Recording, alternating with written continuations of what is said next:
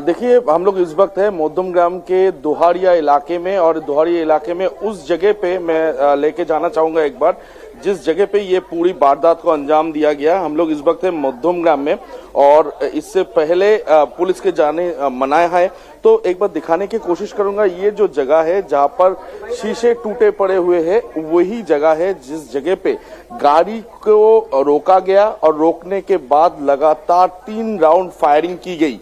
और जैसे कि जानकारी इस वक्त हासिल हो पा रहा है, कल जब शुभेंदु अधिकारी के निजी सचिव चंद्रनाथ रथ वो अपने घर वापस जा रहे थे, उसी वक्त उनका गाड़ी जो था, उन गाड़ी को रोका गया एक छोटे गाड़ी के जरिए। पहले तो गाड़ी को रोका गया, उसके बाद बाइक पर सवार टोटल 3 लोग आए, और आने के बाद लगातार 3 राउंड फायरिंग की गई। और फायरिंग करने के बाद इस घटना स्थल पर ही चंद्रनाथ रथ जो कि शुभेंदु अधिकारी के निजी सचिव है, उनका मौत हो गया। और उसके बाद जो ड्राइवर थे यानी कि बुद्धदेव बेरा, उनको अस्पताल में ले जाया गया। उनका ट्रीटमेंट फिलहाल अपोलो जनरल हॉस्पिटल पे चल रहा है। इसके अलावा और एक क्लोज एसोसिएट उनके जिनके नाम है मिंटू, वो भी गाड़ी पे सवार थे, वो भी घायल हो गए। तो फिलहाल जैसे कि देखा जा रहा है, इस इलाके का जितने भी सीसीटीवी कैमरा है उनको खंगाले जा रहे हैं पुलिस की तरफ से। और इसके पीछे और कौन कौन है इस बारे में जांच पड़ताल किया जा रहा है। यहाँ पर एक एक करके दिखाने की कोशिश करेंगे हम लोग कि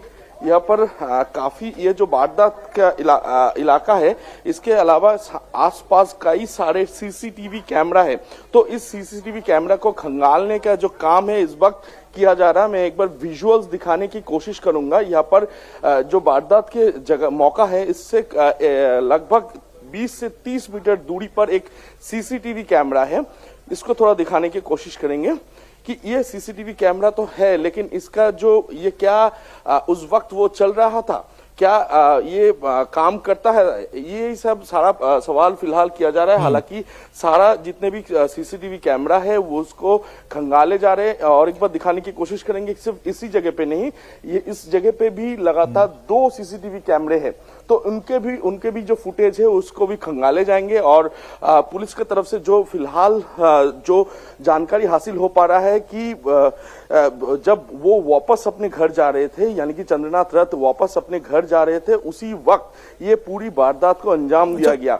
और ये कहीं ना कहीं एक चीज हमें बताइएगा कि जहां पर इस वक्त आप मौजूद हैं, क्या यहीं पर चंद्रनाथ रथ का घर है? यहां पर किसी काम से आए थे, और अगर वो आ रहे थे, अपने घर वापस आ रहे थे, तो क्या लगातार पीछे से कोई गाड़ी उनको फॉलो कर रही थी? क्योंकि सीसीटीवी से कम इतना तो क्लियर हो जाएगा। जी देखिए, चंद्रनाथ रथ तो ऐसे तो मिदनापुर का रहने वाला है, लेकिन काम के सिलसिले में वो मध्यम ग्राम के इसी इलाके में रहते हैं। उनका घर यहाँ से लगभग कुछ ही मीटर दूरी पर है। तो ये जो सीसीटीवी के बाद मैं कर रहा था, एक के बाद एक सीसीटीवी यहाँ पर लगे हुए हैं। सारे सीसीटीवी कैमरा को खंगाले जा रहा है पुलिस के द्वारा। और ये जो वारदात पूरा हुआ है, क्या ये साजिश के तहत हुआ है, क्या उनके पीछे फॉलो किया जा रहा था, ये सभी विषय पे इस वक्त पुलिस जांच पड़ताल कर रही है। हालांकि ये कल रात को जब ये घटना हुई, उस जो सामने आ रहा है इसके कि जब उनके गाड़ी जा रहा था, उसी गाड़ी को छोटे गाड़ी के जरिए पहले रोका गया, और रोकने के बाद बाइक पर सवार कुछ लोग आए, और आने के बाद एकदम गाड़ी के सामने से पॉइंट ब्लैंक रेंज से उनके गोली मारी गई। 2 गोली उनको लगी, और इसके साथ साथ उनके जो ड्राइवर थे उनको भी एक गोली लगी। और तुरंत इस जगह से लगभग 1 किलोमीटर दूरी पर वीवा हॉस्पिटल जो है, उस हॉस्पिटल में उसे ले जाया गया। लेकिन अस्पताल में पहुंचने के बाद डॉक्टर ने उन्हें मृत घोषित कर दिया। उसके बाद उनका जो ड्राइवर है उनको गंभीर हालत में इस जगह से, इस वीवा हॉस्पिटल से अपोलो हॉस्पिटल शिफ्ट करवाया गया है। हालांकि आज ही चंद्रनाथ रथ का बॉडी जो है वो पोस्टमार्टम किया जाएगा, और पोस्टमार्टम करने के बाद ये साफ हो पाएगा कि कितनी गोली उनके शरीर पर है। कल रात को ही जैसे कि देखा गया, शुभेंदु अधिकारी, इसके अलावा तमाम बीजेपी के बड़े नेता पहुंचे हुए थे अस्पताल में, डॉक्टर के साथ बातचीत किए हैं, और आज ही उनका पोस्टमार्टम किया जाएगा, ऐसे ही शुभेंदु अधिकारी ने भी बताया है। तो ये जो पूरी वारदात हुआ, इसके पीछे आखिर है कौन? बीजेपी की तरफ से प्राइमरीली ये आरोप लगाया जा रहा है कि तृणमूल कांग्रेस से जुड़े हुए गुंडे जो कि साजिश रच रहे थे पिछले कुछ दिनों से, और उसके बाद कल इस घटना को अंजाम दिया गया। क्योंकि ये आरोप इसलिए लग रहा है क्योंकि पुलिस सूत्रों के हवाले से जो खबर मिल पा रहा है कि चंद्रनाथ रथ का जो गाड़ी था, उस गाड़ी को सबसे पहले रोका गया एक छोटे गाड़ी के जरिए। जो छोटा गाड़ी का जो नंबर है, नंबर प्लेट देखने के बाद पुलिस के तरफ से देखा गया कि वो नंबर प्लेट भी टेम्प्टेड है, यानी कि वो नंबर प्लेट भी सही नहीं है। तो उसके बाद पुलिस ये तो साफ हो गया कि ये मर्डर के मकसद से ही ये पूरी साजिश रची गई। सबसे पहले गाड़ी को रोका गया और उसके बाद बाइक पर सवार बदमाश आए और एकदम पॉइंट ब्लैंक रेंज से गोली कर दी गई। तो ये जो पूरी वारदात है, क्या इसके पीछे कौन है, इसके बारे में फिलहाल पुलिस जांच पड़ताल कर रहा है। और ऐसे कि इस जगह से अमूमन कुछ ही मीटर दूरी पर जो जसोर रोड है, और इस जसोर रोड के जरिए बसीरहाट होते हुए बांग्लादेश की तरफ वो भागने की कोशिश कर रहे हैं या नहीं, ये इसके बारे में पुलिस फिलहाल जांच पड़ताल कर रहा है।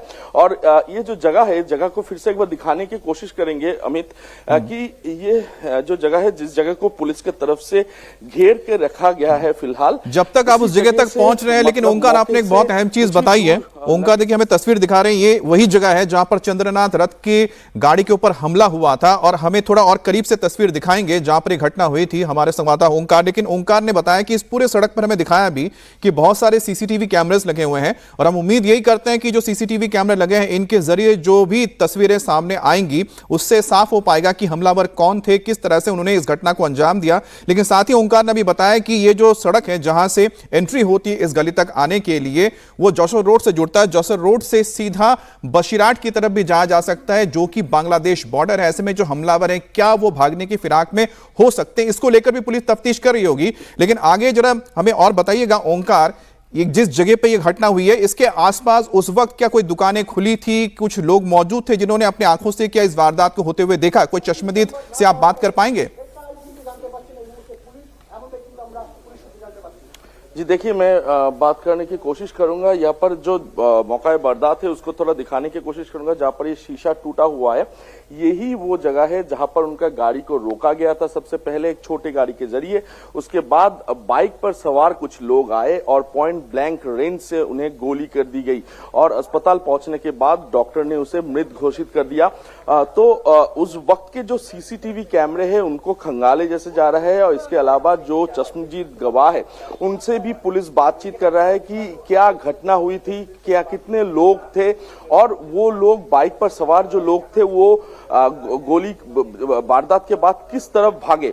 इस बारे में पूरी जांच पड़ताल फिलहाल पुलिस की तरफ से किया जा रहा है। एक बार फिर से दिखाने की कोशिश करूंगा। ये जो जगह है, ये दोहारिया बोल के एक जगह है, ये मध्यम ग्राम में आता है, और मध्यम ग्राम में इसी जगह पे, इस जगह से उनका घर अमूमन कुछ ही मीटर दूरी पर है। तो इसी जगह पे उनके गाड़ी को सबसे पहले रोका गया एक छोटी गाड़ी के जरिए। उसके बाद बाइक पर सवार कुछ लोग आए और लगातार 3 राउंड फायरिंग की गई, और जिसमें से 2 गोली चंद्रनाथ रथ, जो कि निजी सचिव है शुभेंदु अधिकारी के, उनके शरीर पर लगा, और यहाँ से अमूमन 1 किलोमीटर दूरी पर अस्पताल पे ले जाने के बाद उन्हें मृत घोषित कर दिया गया। तो ये चुनाव के बाद के हिंसा का ये जो वारदात हुआ है, ये काफी एक चिंता का विषय है, क्योंकि लॉ एंड ऑर्डर सिचुएशन को लेकर सवाल पैदा हो रहा है। क्योंकि 2021 साल में चुनाव के बाद लगातार ऐसे हमले हुए थे, ऐसे बीजेपी कार्यकर्ता को एक के बाद एक मौत के घाट उतार दिए गए थे। तो उसके बाद 500 कंपनियां यहाँ पर तैनात किया गया है पश्चिम बंगाल में, लेकिन जमीनी स्तर पर उन्हें देखा नहीं जा रहा है। ऐसे ही बीजेपी और तृणमूल कांग्रेस दोनों की तरफ से आरोप लगाया जा रहा है। तो इस बारे में पुलिस की तरफ से, जो बीजेपी और टीएमसी की तरफ से जैसे आरोप लगाया जा रहा है कि उन्हें और भी ज्यादा सतर्क रहना की जरूरत थी, लेकिन इस पूरे वारदात के बाद काफी लॉ एंड ऑर्डर सिचुएशन को लेकर काफी सवाल पैदा हो रहा है। इस घटना के घटनास्थल जो है, ओंकार, आपने जिस तरीके से बताया कि हमलावर तो वहां से फरार हो गए, जो गाड़ी बरामद अभी तक हुई है घटनास्थल से, उस गाड़ी का मालिक कौन है, वो गाड़ी किसकी है, अभी तक ये जानकारी अभी मिल पाई है कि पुलिस क्या कुछ जानकारी जुटा पाई है अभी तक?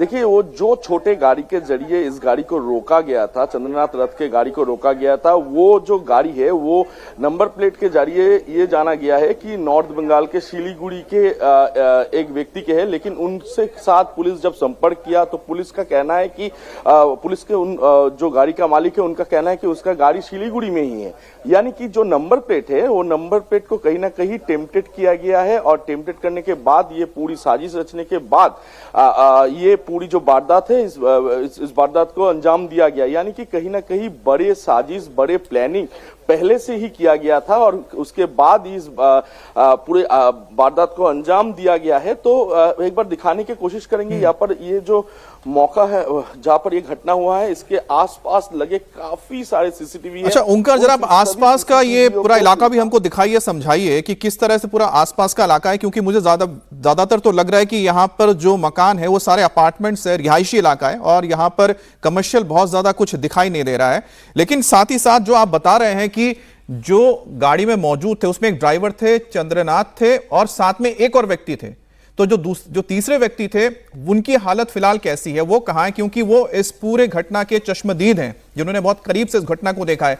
क्या उनके बारे में कुछ जानकारी मिल पाई? जो हमला कर रहे थे उनको उन्होंने देखा था, कोई जानकारी आई है? देखिए, चंद्रनाथ रथ और उनके साथ उनके जो ड्राइवर थे बुद्धदेव बेरा और इसके अलावा मिंटू नाम के एक व्यक्ति और एक थे। तो जो मिंटू नाम के व्यक्ति है वो भी घायल हो गए हैं, उनसे भी पुलिस संपर्क किया है। पुलिस संपर्क में रख रहे हैं कि उस समय आखिर हुआ क्या था, कितने लोग आए, गाड़ी कैसे रोकी गई और इसके अलावा बाइक पर सवार कितने लोग आए थे, क्या 2 बाइक था या फिर इससे भी और ज्यादा बाइक था, ये सभी बारे में उनसे पूछताछ किया जा रहा है। और क्या उन्हें पहचाना जा सका है कि कोई इससे पहले क्या उन्होंने देखा था इन लोगों को, तो इसके बारे में फिलहाल जांच पड़ताल पुलिस के तरफ अच्छा ओंकार, एक बात जरा हमें समझाइए, क्योंकि जो चंद्रनाथ है वो किस तरह से शुभेंदु अधिकारी के साथ जुड़े हुए थे? क्या वो पूरी तरह से पॉलिटिकल एक व्यक्ति थे जो राजनीति से जुड़े हुए थे, या सिर्फ और सिर्फ वो एक ऑफिशियल काम कर रहे थे शुभेंदु अधिकारी के साथ? क्योंकि उनको टारगेट करने की वजह क्या हो सकती है? एक बात समझ में आती है कि शुभेंदु अधिकारी के कोई किसी भी करीबी व्यक्ति को कोई हमला करना इसलिए चाहेगा क्योंकि उनके साथ कोई राजनीतिक द्वेष हो, दुश्मनी हो, तो चंद्रनाथ को ही क्यों चुना गया? देखिए, 2021 साल में जब शुभेंदु अधिकारी नेता प्रतिपक्ष बने तब उनके जो निजी सचिव चंद्रनाथ रथ है वो उनके निजी सचिव चंद्रनाथ रथ बने। हालांकि चंद्रनाथ रथ कोई पॉलिटिकल कनेक्शन नहीं है उनके साथ, वो सिर्फ और सिर्फ शुभेंदु अधिकारी के निजी सचिव थे। वो ऑफिशियल हर काम वो करते थे। विधानसभा में जितने भी ऑफिशियल काम होते हैं विपक्षी नेता का, वो सारे के सारे काम वही संभाल देते। तो उनके साथ पॉलिटिकल कोई कनेक्शन नहीं था।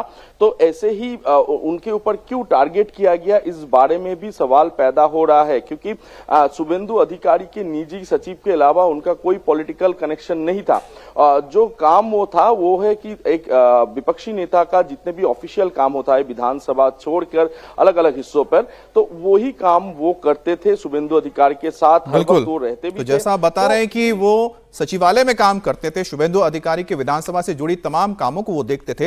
लेकिन अभी तक ओंकार ने जो हमें तस्वीर दिखाई है उसमें एक बात तो क्लियर हो गई है कि वहां पर मौजूद जो तमाम सीसीटीवीज हैं जो लगे हुए हैं, उससे इस पूरे हत्याकांड में और इस पूरे घटना से कई सारे अहम सबूत निकल सकते हैं। और साथ ही ओंकार ने यह भी बताया कि मिंटू नाम का एक और व्यक्ति मौजूद था गाड़ी में, जो इस पूरे हत्याकांड के तफ्तीश में बहुत अहम कड़ी हो सकता है। लेकिन बड़ा सवाल तो एक ही है कि जिस रक्त चरित्र के खिलाफ, जिस परिवर्तन के खिलाफ लोगों ने मैंडेट दिया है, अब उसको काबू में करना, उसको खत्म करना पश्चिम बंगाल में, यह सबसे बड़ी जिम्मेदारी आने वाली सरकार की, यानी कि बीजेपी सरकार की होने जा रही है। क्योंकि बीजेपी को जितना यहां पर वोट किया गया, उससे ज्यादा ममता बनर्जी के उस शासन के खिलाफ वोट किया गया है, जिसकी तस्वीरें इस वक्त भी आपको सत्ता बदलने के बाद भी नजर आ रही हैं।